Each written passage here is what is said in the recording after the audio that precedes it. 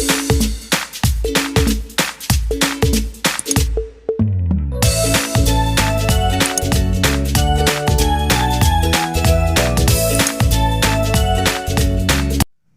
my dear students, how are you? I hope you all are fine. आज का जो topic हम लोग डिस्कस करेंगे वो टॉपिक है प्रोबेबिलिटी। अब प्रोबेबिलिटी होता क्या है, यानी कि किसी भी इवेंट का होने की संभावना को अगर हम न्यूमेरिकली मेजर्स करें तो उसी कॉन्सेप्ट को हम लोग प्रोबेबिलिटी कहते हैं। यानी कि probability is a concept which numerically measures the degree of certainty of the occurrence of events। यानी कि किसी भी इवेंट के होने की जो भी संभावना होती है, प्रोबेबिलिटी होती है, न्यूमेरिकली उसको मेजर किया जाता है तो उसी को हम लोग प्रोबेबिलिटी कहते हैं। अब इसमें एक वर्ड्स आता है एक्सपेरिमेंट। तो एक्सपेरिमेंट से पहले से ही हम लोग अवगत होंगे, यानी कि an operation which can produce some well-defined outcomes is called an experiment। यानी कि कोई ऐसी घटना जिसमें जो हम करते हैं और उसमें से कुछ आउटकम्स निकल के आता है उसे हम एक्सपेरिमेंट कहते हैं। जैसे क्रिकेट का मैच होता है तो उसमें टॉस किया जाता है। टॉस करने के लिए कॉइंस को क्या किया जाता है, उछाला जाता है। उसमें हेड और टेल यानी कि उसी पे होता है कि बैटिंग पहले कौन करेगा।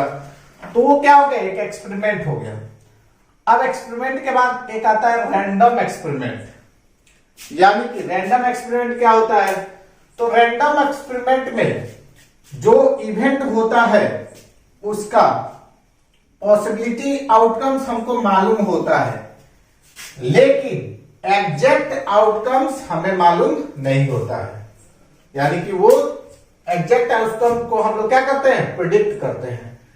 तो an experiment in which all possible outcomes are known, यानी कि जितने भी उसमें संभव आउटकम्स है वो सब मालूम होता है। And the exact outcomes can not be predict in advance is called a random experiment. यानी कि रैंडम एक्सपेरिमेंट का अर्थ होता है कि उसमें पॉसिबिलिटी क्या आएगा, जैसे क्वेंस को हम टॉस करते हैं तो उसमें हेड आएगा नहीं तो टेल आएगा, लेकिन ये हमें एग्जैक्ट प्रिडिक्ट नहीं कर सकते हैं कि हेड ही आएगा, तो उसे रैंडम एक्सपेरिमेंट कहते हैं। अब बात आता है, एक वर्ड्स आता है इवेंट। तो ये तो पहले से ही हम वर्ड्स बार बार रिपीट कर रहे हैं। द कलेक्शन ऑफ ऑल और sum of the possible outcomes is called an event. यानी कि पॉसिबल आउटकम्स का जो भी कलेक्शन होता है वो इवेंट कहलाता है। अब इसका यूज होगा यहां पे प्रोबेबिलिटी में। तो सबसे पहले प्रोबेबिलिटी में एक ही फार्मूला होता है और उस फार्मूला को हम लोग याद कर लेंगे। यानी कि कोई भी प्रोबेबिलिटी को हम निकालेंगे किसी भी एक्सपेरिमेंट के लिए, किसी भी इवेंट के लिए, तो PE बराबर number of outcomes favourable to event. E मतलब इवेंट, या इसको ऐसे भी बोल सकते हैं number of favourable outcomes upon total number of possible outcomes. यानी कि प्रोबेबिलिटी बराबर होता है number of favourable outcomes upon total number of possible outcomes. यानी कि कोई भी हम एक्सपेरिमेंट करेंगे उसमें देख लीजिए कितना total number of possible outcomes है और उसमें फेवर, मेरे फेवर में कितने जा रहे हैं, उसको जब हम रेशियो कर देंगे तो वो प्रोबेबिलिटी का न्यूमेरिकली वैल्यू दे देगा और वही हमारी प्रोबेबिलिटी का रिजल्ट होगा। अब कुछ नोट पॉइंट के द्वारा हम लोग इसमें जानेंगे। नोट पॉइंट में 1, for some event E we have P E का वैल्यू जो भी होगा किसी भी इवेंट के लिए 0 से बड़ा या इक्वल, यानी कि पीई ग्रेटर और इक्वल टू 0 और लेस और इक्वल टू 1।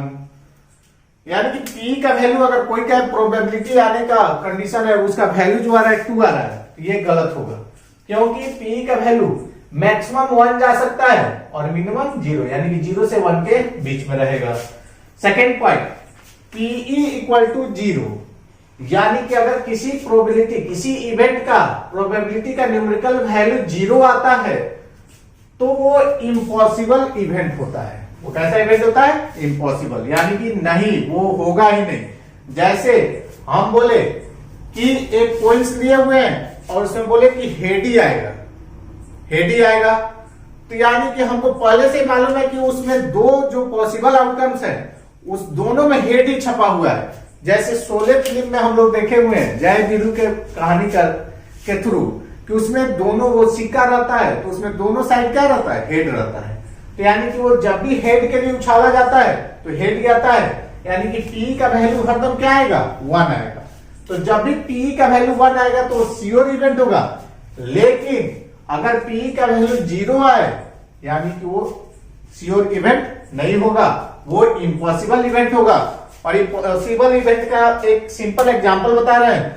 अगर मानिए किसी बैग में हम ब्लू और ब्लैक कलर के बॉल रखे हुए हैं और उसमें से बोल रहे हैं कि रेड कलर का बॉल निकाल के दिखाओ, तो क्या उसमें से रेड कलर का बॉल निकलेगा? यानी कि हमारे फेवर में आएगा? नहीं आएगा। तो यहां पे नहीं आएगा यानी कि 0 बाय समथिंग, यानी कि पी का वैल्यू 0 हो जाएगा। और ये इम्पॉसिबल इवेंट है क्योंकि उसमें जो हमारे बैग में है वो रेड बॉल है ही नहीं। अब एक पी नॉट ई यानी कि पी प्रोबेबिलिटी इवेंट नहीं होने का, इसको हम पी पे ऐसे बार दिखाते हैं यानी कि पी नॉट बोलते हैं। तो मानो प्रोबेबिलिटी होना पी हो गया, टोटल उसका वैल्यू श्योर इवेंट का कितना होता है? 1। यानी कि अगर हम यहां पे बोले पीई यानी कि प्रोबेबिलिटी होने की प्लस पीई नॉट यानी कि नहीं होने की, दोनों को ऐड करेंगे तो क्या आ जाएगा? 1 आ जाएगा। तो P not E equal to 1 minus P E, या इसको ऐसे भी लिख सकते हैं पीई नॉट बराबर 1 माइनस पीई। अब ये प्रोबेबिलिटी जो चैप्टर है, इस चैप्टर को मात्र मैं 6 पॉइंट में आप लोगों को पढ़ाऊंगा। उसके बाद आप जहां से मन करे क्वेश्चन लगाइएगा, कोई क्वेश्चन आपसे फंसेगा नहीं। ये तो सिंपल जानकारी था प्रोबेबिलिटी में क्या क्या वर्ड्स आएंगे।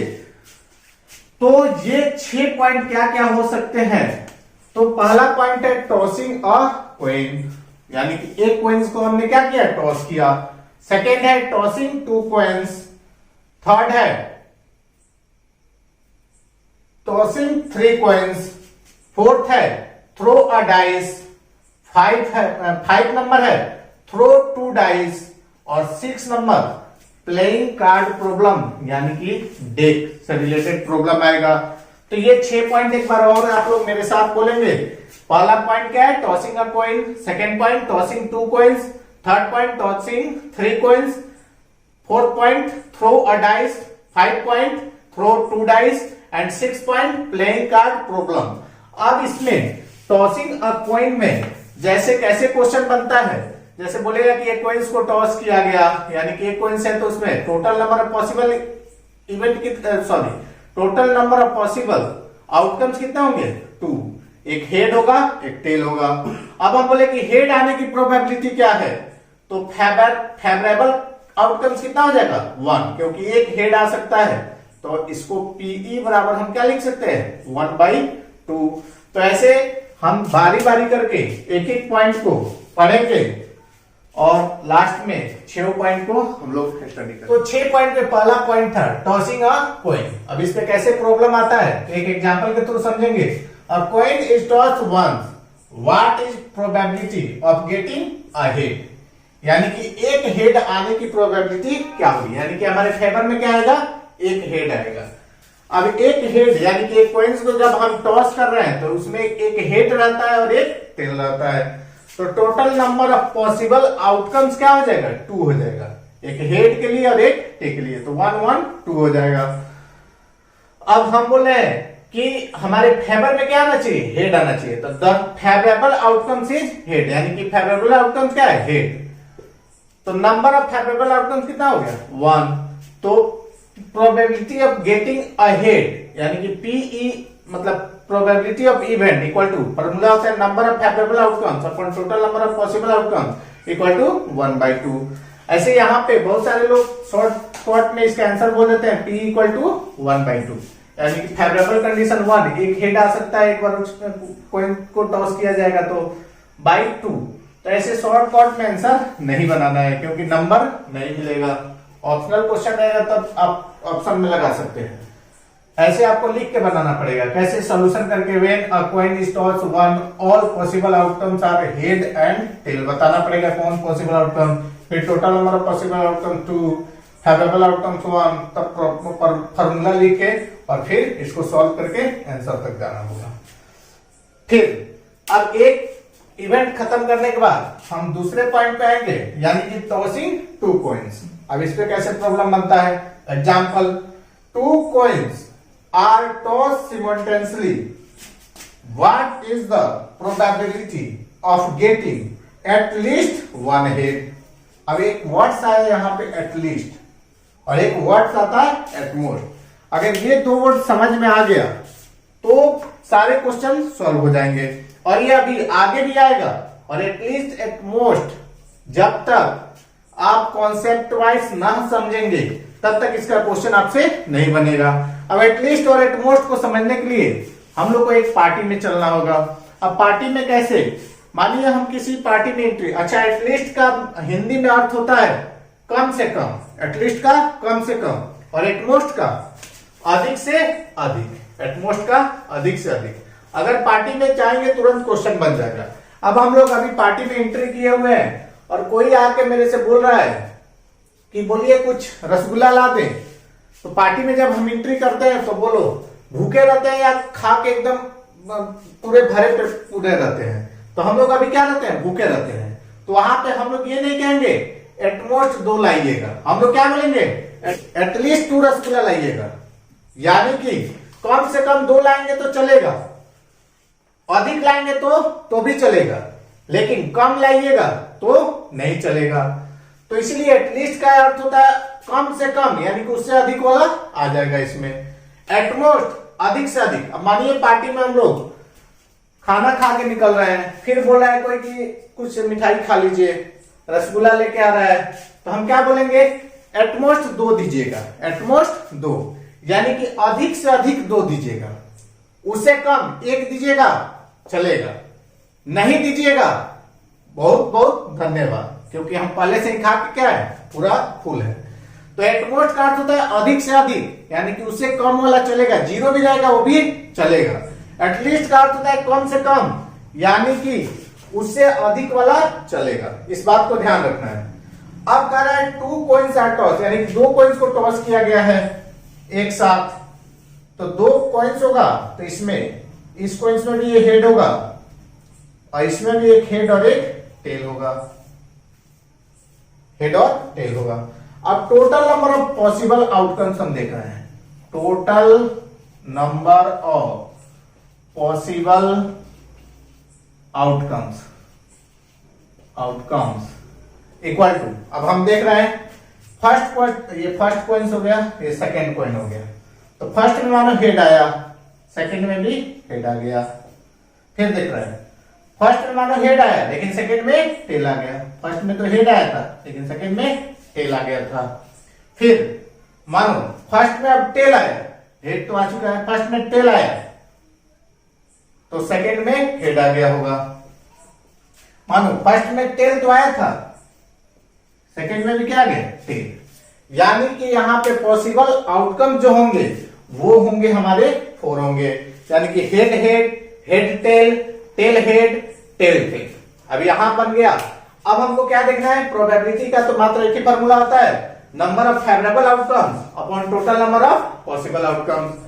अब आंसर बनाने के लिए बोल रहा है एटलीस्ट 1 हेड, कम से कम 1 हेड, यानी कि कम से कम 1 रसगुल्ला, उससे अधिक चलेगा। तो देख रहे हैं, बोलो ये 2 वाला चलेगा कि नहीं? बहुत बहुत बढ़िया, क्योंकि हमने तो कम से कम 1 रसगुल्ला बोला था, वो क्या है? 2 लाए, यानी कि 2 हेड आ गया, चलेगा, यानी कि फेवर में आ गया।